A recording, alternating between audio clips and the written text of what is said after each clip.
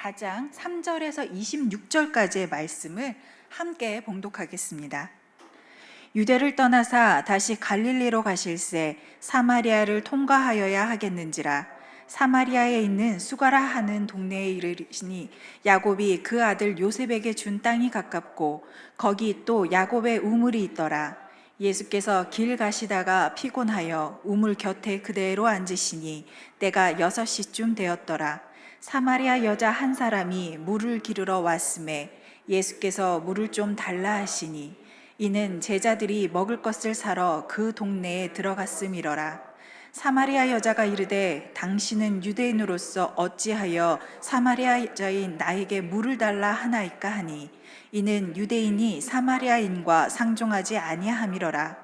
예수께서 대답하여 이르시되 네가 만일 하나님의 선물과 또 내게 물 좀 달라 하는 이가 누구인 줄 알았더라면 내가 그에게 구하였을 것이요 그가 생수를 내게 주었으리라.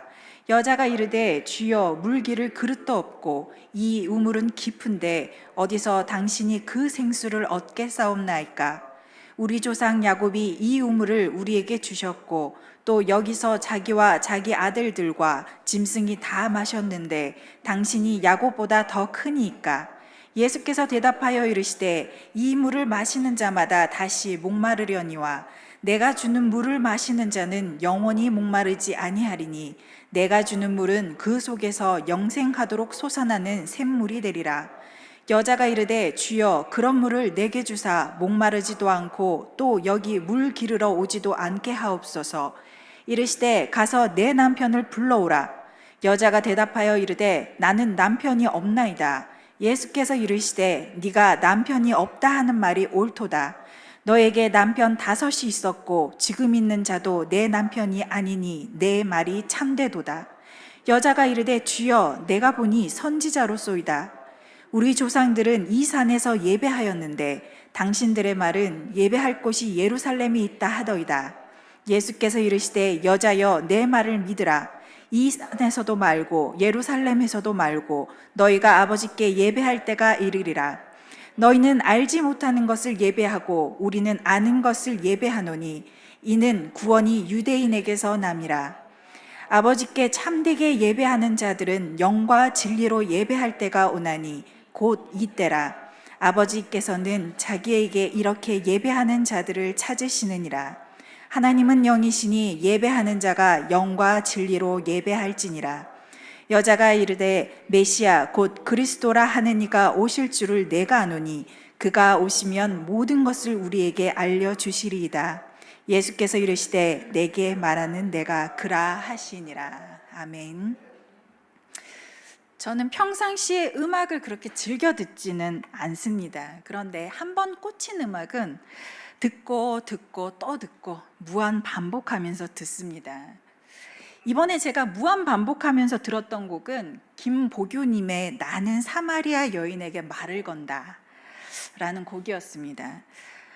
잔잔하고 읊조리듯이 부르는 이 곡은 항상 제가 이렇게 플레이가 될 때마다 이거 뭐야 하고 넘겨버렸던 곡이었습니다. 그런데 어느 날 이 곡이 이렇게 흘러나오는데 가사를 듣고 있는데 이 가사 뭐지? 라는 생각이 들었습니다. 그 후로 며칠을 이 곡을 듣고 또 들으면서 다녔습니다. 이 곡을 들으면서 참 많은 생각을 했고 참 많은 감사를 했고 참 많은 힘을 얻었습니다. 오늘 주님이 우리에게 주시는 그 말씀을 함께 나누며 우리에게 말씀하신 하나님의 음성에 귀를 기울이는 시간이 되기를 소망합니다.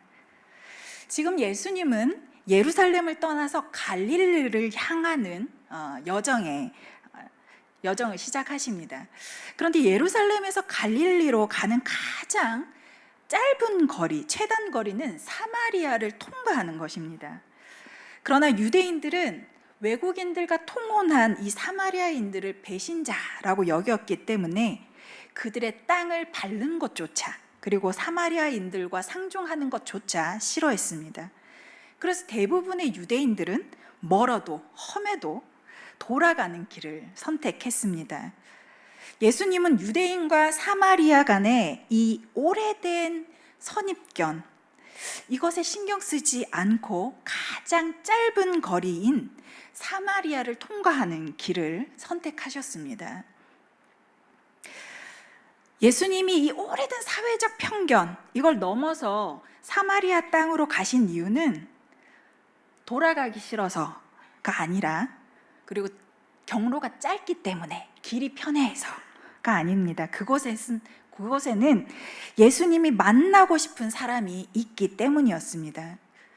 성경은 이렇게 말합니다. 예수님이 길 가시다가 피곤하여 우물 곁에 그대로 앉으셨고 그때가 6시쯤이었다.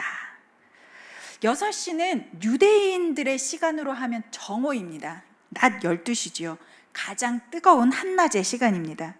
그런데 로마의 시간으로 하면 그냥 오후 6시예요. 요한복음을 연구하는 학자들은 로마의 시간을 그대로 이곳에 썼을 거다라고 추정을 합니다. 유대인들은 여행을 갈 때 점심 먹을 거리, 그리고 물을 챙겨서 여행을 간다고 해요. 그리고 저녁쯤 그 마을에 도착을 해서 저녁 식사거리, 그리고 숙소를 알아본다고 합니다. 그게 보통의 여행의 패턴이라고 합니다. 그 말에 따라 본다면 예수님이 우물 곁에 앉아 쉬는 동안에 제자들이 먹을 것을 사러 마을에 들어갔다라는 이 기록은 오후 6시가 맞는 것 같아요.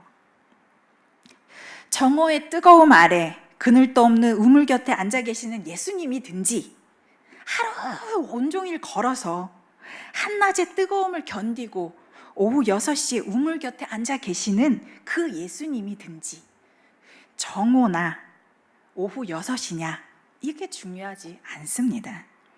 정오의 뜨거움 아래 그 우물 곁에 앉아 계신 예수님도, 하루 종일 온종일 걸어서 한낮의 뜨거움을 뚫고 우물 곁에 앉아 계신 예수님도 오직 한 사람을 찾아 여기에 오셨습니다. 예수님이 찾아오신 한 사람은 사마리아인 여자입니다. 사마리아의 한 작은 마을 수가성에 살고 있는 이 여자를 예수님은 만나기 위해서 여기까지 오셨습니다. 이 여인을 만나기 위해서 유대인과 사마리아라는 땅의 경계를 넘어서 오셨습니다. 그뿐만이 아닙니다. 예수님이 이 여인에게 말을 거셨을 때 여인은 예수님을 경계합니다. 낯선 남자가 낯선 여자에게 말을 건다는 건 지금도 이상해지만 그 당시에는 더 이상한 행동이었죠. 유대인 남자가 사마리아인 여자에게 말을 붙인다는 건 당시에는 사회적으로나 간습적으로나 문화적으로나 너무도 부자연스러운 일이었습니다. 모두가 왜 저러지? 라고 할 만한 놀라운 일이었습니다. 음식을 사러 갔던 제자들이 예수님이 사마리아 여인과 대화를 하는 장면을 보고 놀랐다라는 표현이 있어요. 놀라는 게 자연스러운 일이었어요.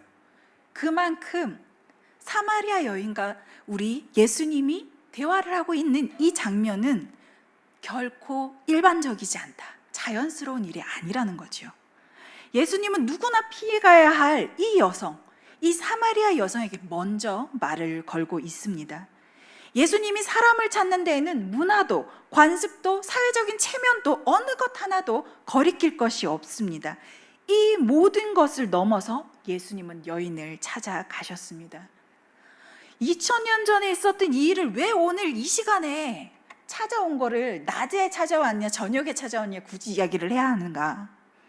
예수님은 내가 너에게도 이렇게 찾아가고 있다고, 네가 어디에 있든지, 네가 지금 뭘 하고 있든지, 네가 어떤 순간에 있든지 내가 너를 찾아가는데 그 무엇도 막을 것이 없다, 이 사실을 우리에게 말씀해주고 있으십니다.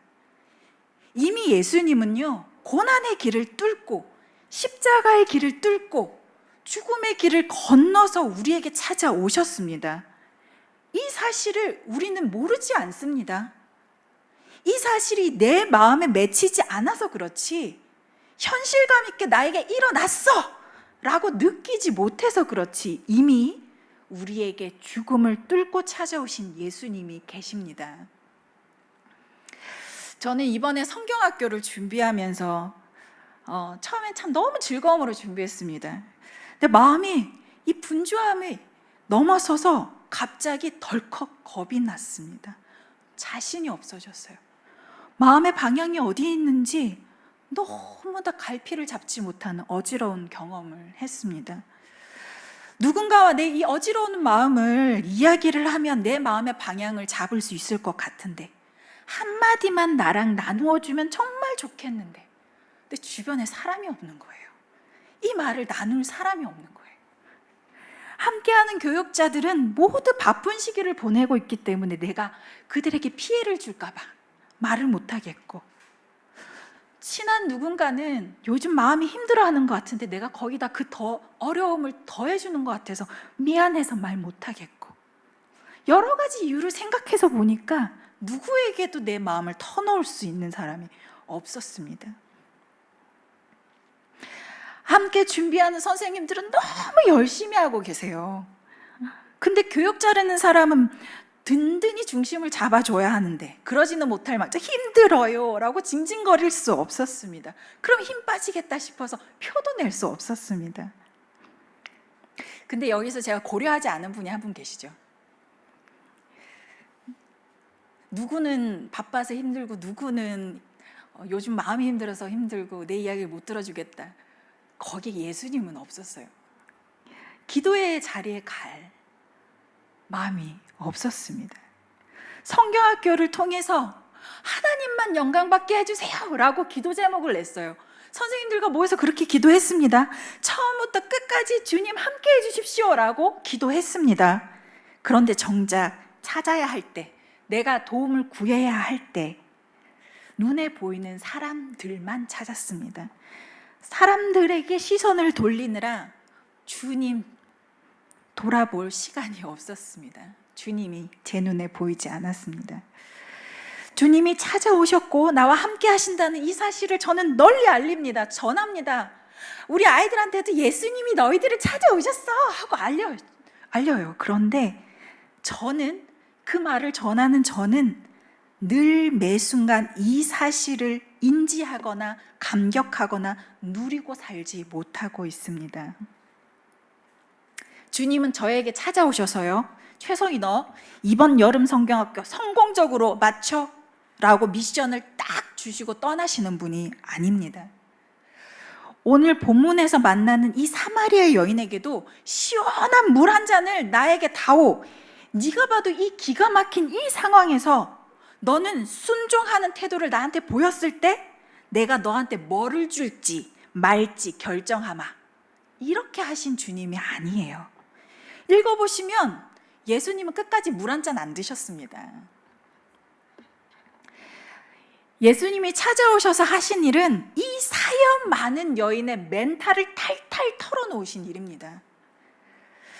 성경에서 읽은 내용이 아니라 실제 작은 마을에 살고 있는데 이런 여인이 우리 마을에 살고 있어요. 그러면 모이는 사람들이 이렇게 이야기하겠죠. 저 여자는 사람들이 안 다니는 낮에 다니잖아. 사람들 만나는 거 싫어해. 자기도 알아, 이상한 거. 야, 한 번 시집가기도 힘든데 5번 갔대. 지금 6번째래. 지금도 흔하지 않은데 이 사마리아 여인의 이야기는 예수님이 사셨던 당시에는 얼마나 충격적인 이야기였을까요? 마을 사람들이 모였을 때 이 여자 이야기 안 하는 사람이 있겠습니까? 이 여인이 이렇게 살 수밖에 없었던 이유는 성경에서 말하고 있지 않습니다.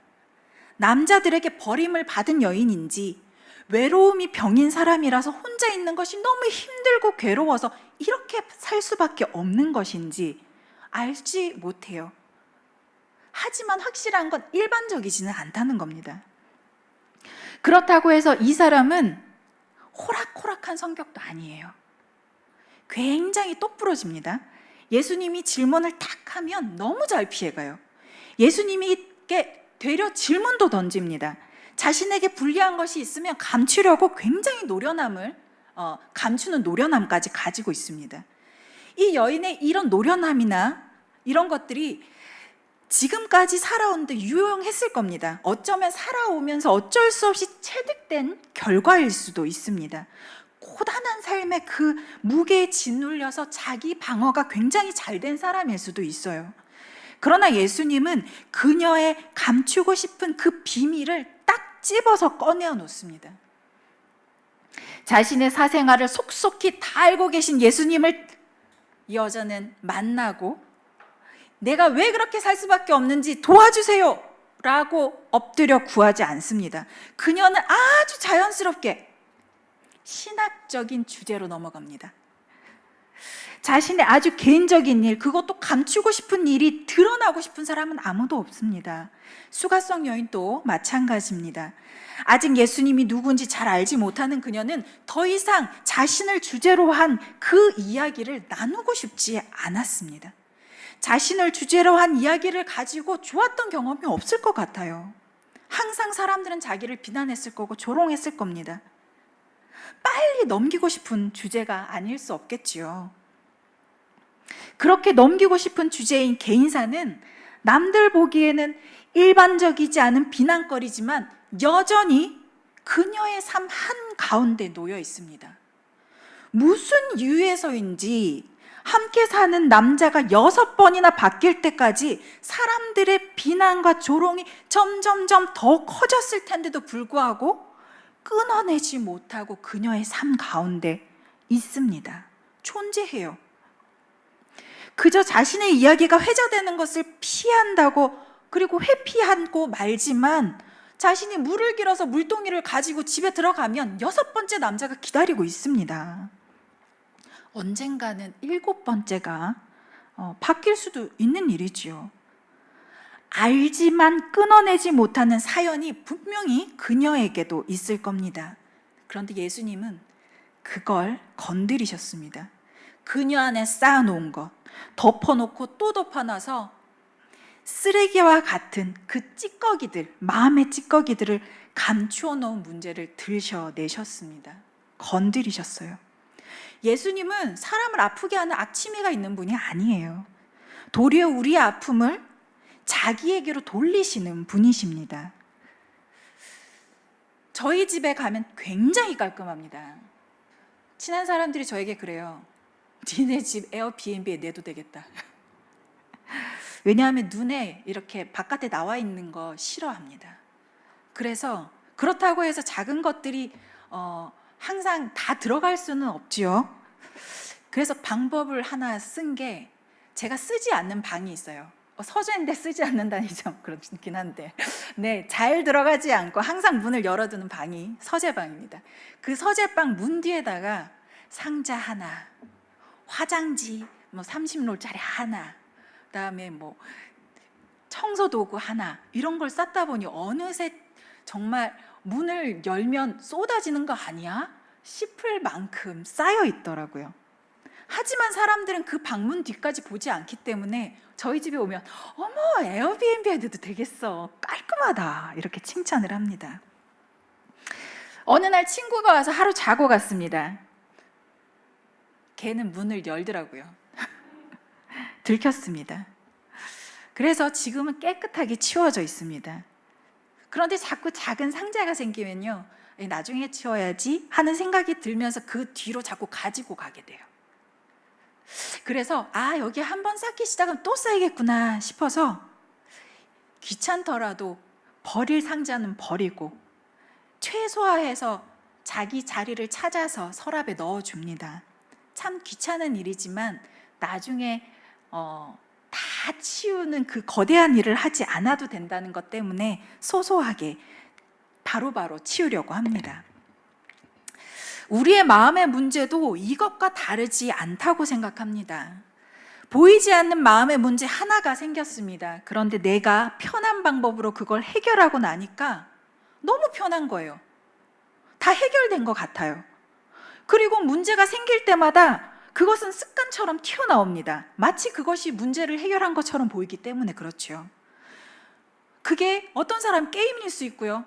게임하는 동안에 아무 생각 없이 다 흘려보낼 수 있으니까요. 어떤 사람은 술일 수 있습니다. 그런데 그게 해결해 주는 겁니까? 그렇지 않지요. 언젠가는 그게 또 중독이라는 또 다른 문제를 낳기도 합니다. 영적인 문제든 육체적인 문제든 쓰레기를 가려내어 버리고 정리하는 일은 꼭 필요한 일입니다. 내 안에 쓰레기를 꺼내는 것 진짜 힘이 듭니다. 왜냐하면 나는 괜찮은 사람이야 라고 생각하고 살았는데요, 내 안에 문제를 하나 꺼내놓고 보면 나는 괜찮은 사람이 아니거든요. 그걸 내가 확인하고 인정해야 되거든요. 그래야 그게 버려지거든요. 그러나 그것을 꺼내어 버리고 또한 얼굴에 쓰고 있는 몇 겹의 가면들을 벗겨 버리는 일은 싫어도 꼭 해야 하는 일입니다. 그 일을 우리가 할 수 있다고요? 아니요, 우리는 못해요. 예수님이 수가성 여인에게 찾아오셔서 이 일을 시작하셨습니다. 이 여인은 단단히 감싸고 있던 그 삶의 도피 방식을 끄집어내어서 그 여자 앞에 보여주셨습니다. 다른 사람들 앞에는 그것이 수치에서 끝납니다. 그런데 예수님 앞에서는 그 수치는 단지 수치스러움으로 끝나지 않습니다. 예수님은 내 수치를 가지고 비웃지 않으시기 때문입니다. 내 수치를 자신의 수치로, 내 고통을 자신의 고통으로 아파하시기 때문에 예수님 앞에 꺼내놓을 수 있습니다. 아담과 하와가 죄를 짓기 전에는 옷이 필요하지 않았어요. 그들의 여린 피부를 다치게 할 가죽 옷을 하나님이 해 입히실 필요가 없었습니다. 그런데 죄를 지은 후에는 피부를 보호할 가죽 옷을 해 입히셨어요. 왜냐하면 필요했으니까요. 우리는 겉모습뿐만 아니라 마음에도 가죽 옷을 해 입습니다. 그 가죽 옷 아래에 우리의 진짜 마음을 숨겨두고 안심합니다. 우리는 주님 앞에 맑은 살갗 그대로의 마음을 드러내어야 합니다. 예수님이 진짜 나의 구원자라고 받아들일 때, 믿을 때 우리는 우리의 마음에 스스로 둘러놓은 가죽옷을 벗을 수 있습니다. 예수님은 나를 다치게 하기 위해서 오신 분이 아니야, 이 사실을 알기 때문에, 믿기 때문에 벗어도 안심할 수 있습니다. 그때부터 우리는 진정한 하나님의 사람으로 하나님의 나라를 이루어가며 살아갈 변화의 시작을 맞이할 수 있습니다. 우리 함께 14절 말씀을 읽으면서 잠을 좀 깨워볼까요? 네, 14절 말씀입니다. 내가 주는 물을 마시는 자는 영원히 목마르지 아니하리니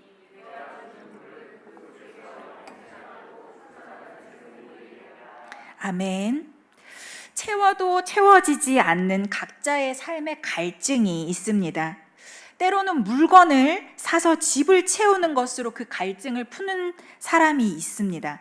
또 어떤 사람은 사람을 만남으로, 또 어떤 사람은 운동을 함으로, 또 어떤 사람은 봉사를 함으로, 이 채움의 방식은 매우 다양합니다. 그런데 이건요, 사람만 합니다. 지금까지 제가 애완동물들을 키워오면서 마음이 헛헛해서 먹을 것으로 채우거나 물건을 자기 집에 갖다 놓아서 채우는 그런 동물을 본 적이 없습니다. 주인에 대한 사랑을 얻으려고 물건을 이용은 합니다. 하지만 주인이 사랑해주지 않아서 주인을 대신할 만한 대체품을 주인인 양 사랑하고 품고 쌓아두는 그런 동물은 한 번도 보지 못했습니다. 왜 사람만 뭔가를 계속 채우길 원하고 결핍된 부분을 메우기를 원할까요? 그건 우리가 그렇게 만들어졌기 때문입니다. 하나님이 처음부터 우리를 만드실 때 당신의 형상으로 만드셨기 때문에 그렇습니다. 처음부터 우리를 만드실 때 하나님과 소통하고 교제하고 사랑하는 존재로 만드셨기 때문에 그렇습니다. 처음부터 하나님을 향하도록 우리를 지으셨기 때문에 그렇습니다. AA 건전지가 들어가야지 작동하는 리모컨에 AAA 건전지를 넣는다고 이 리모컨이 정상적으로 작동하지 않습니다. 원래 만들어지기를 다르게 만들어졌기 때문인데, 맞지 않은 그 공간 안에 동전만한 작은 건전지를 10개를 쑤셔 박는다고 하더라도 절대로 처음 만들어진 그 AA 건전지를 넣어야 하는 그 리모컨은 다른 것을 넣는다고 해서 많이 넣는다고 해서 작동하지 않습니다. 건전지가 빠지면 아예 꺼져버리지요. 하나님께 대해서 우리는 완전히 꺼진 상태인 우리에게 예수님이 찾아오셨습니다. 그리고 우리 안에 쓸모없는 것, 원래 있어야 하는데 다른 것으로 채워진 것들을 꺼내 주셨습니다. 그리고 하나님을 느낄 수 있도록, 하나님께 예배할 수 있도록, 하나님을 향할 수 있도록 성령님을 우리에게 보내어 주셨습니다. 수가성 여인은 처음에는 영적인 것을 보지 못했습니다. 다만 그녀가 원했던 것은 현실적인 필요를 채워주는 것이었습니다. 대대로 내려오는 그 깊은 우물인 이 우물가로 더 이상 나오지 않아도 되는 그런 상황을 그녀는 바랬습니다. 사람을 대하지 않아도 되는 상황, 눈치 보지 않아도 되는 상황, 내가 통제할 수 있는 내 집안에서 나오지 않아도 되는 상황, 영원히 목마르지 않는 신비로운 마술과도 같은 그 물을 원했습니다. 그러나 예수님이 그녀에게 주고자 하셨던 물은 우물가로 나오지 않아도 되는 자신의 철옹성을 벗어버릴 수 있는 생명의 물인 성령님입니다. 이 물을 받았다고 그녀의 상황이 단번에 변하지 않을 수 있습니다. 예수님을 만났다고 그녀의 상황이 단번에 회복되거나 모든 게 제자리를 찾아가지 않을 수 있습니다. 그러나 예수님이 누군지를 알고 믿고 그 안에 성령의 임재를 경험하게 된다면 변하지 않을 자신의 삶도 낙담하지 않고 그저 언젠가는 오신다고 하시는데 메시아가 오시면 모든 게 다 해결되겠지 하는 정말 끝도 없는 기다림, 한숨만 쉬는 삶, 여기서 자유하게 됩니다. 더 이상 인위적으로 만든 저 우물이 나의 생명을 틀어쥐고 있지 않습니다. 없으면 죽을 것 같은 마을 밖의 저 우물이 아니라 내 안에 진정한 생명의 원천이신 하나님을 향한 목마름을 해결시켜 줄 수 있는 샘물이 흐르게 됩니다. 내 안에 다시는 목마르지 않을 생명의 물인 성령께서 충만히 임하실 때 우리는 우리의 생명의 이유 되신 하나님을 향할 수 있습니다. 이 사실을 알게 된 여인은 자신을 향한 비웃음이 가득한 그 마을을 향해, 사람들을 향해 달려갈 수 있었습니다. 저 비참한 여자, 저 처량한 사람, 불쌍한 사람, 저 비도덕한 사람, 이렇게 자신을 비난하는 사람들이 있는 그곳으로 달려갈 수 있었습니다. 도피하고 회피하고 덮고 말을 돌리던 그 여인이 샘물을 알게 된 그 기쁨을 안고 사람들을 향해서 달려갔습니다. 이 여인은 누구보다도 갈증을 크게 느꼈던 사람이기 때문에 그 해갈의 기쁨이 무엇보다도 누구보다도 얼마나 큰지 알고 있습니다. 그래서 그 기쁨을 마을 사람들에게 전하러 물동이를 던져놓고 자신의 삶이 있는 그곳으로 돌아갔습니다. 성경은 말합니다. 마을 사람들이 그녀로 인해서 예수님을 알았지만 예수님과 함께하는 동안 진정으로 그가 세상을 구원하러 오실 분임을 알게 되었다. 그래서 믿는다 라고 말합니다. 자신의 삶 하나 제대로 살아내지 못하는 못난 여자 하나, 사마리아 땅 수가성의 사람들을 참된 예배자가 되게 했습니다. 나 같은 사람이 뭘 할 수 있다고? 이건 저에게 던지는 독화살입니다. 너 같은 사람이 무슨 목사라고 말씀을 전한다는 거야. 설교를 준비할 때마다 스스로 저에게 던지는 돌입니다. 못난이로 보이고 싶지 않으니까 더욱 껴있고 더욱 가리고 더욱 치장을 합니다. 그런 저에게 예수님은 눈을 맞춰서 찾아오십니다. 괜찮아 성이야. 가려도 나는 네가 보여. 네 안에 버리지 못하고 숨겨둔 쓰레기, 너는 그게 보물인 양 꽁꽁 싸안고 있지만 결국에는 버려야 할 쓰레기가 나는 다 보여. 내 앞에서 꺼내놔. 나는 너를 비난도 하지 않고 비웃지도 않아. 저에게 오시듯 여러분 각자에게도 예수님은 찾아가십니다. 내가 감추어 둔 것까지 그분께 꺼내어 보여드려도 괜찮습니다. 쓰레기를 생명으로 대체하는 어리석음을 내려놓길 원합니다. 내가 판 우물이, 내가 이루어 놓은 것들이, 이 모든 것들이 내 생명을 유지시켜 주는 것이 아닙니다. 결국 우리가 가진 이 생명을 가지고 살아가는 우리의 그 진가는 하나님을 향하며 살아가는 것에서 드러납니다. 그 삶을 살아가게 하시는 분이 성령님이십니다. 성령님은 우리 안에 마르지 않는 샘물처럼 존재하십니다. 하나님을 향한 우리의 목마름을 유지시켜 주시고 충만케 하시는 분이 성령님이십니다. 만드신 대로 살고 성령님의 충만한 가운데 살아간다 하더라도 우리의 삶의 자리는 변함이 없고 고난의 자리는 비켜가지 않습니다.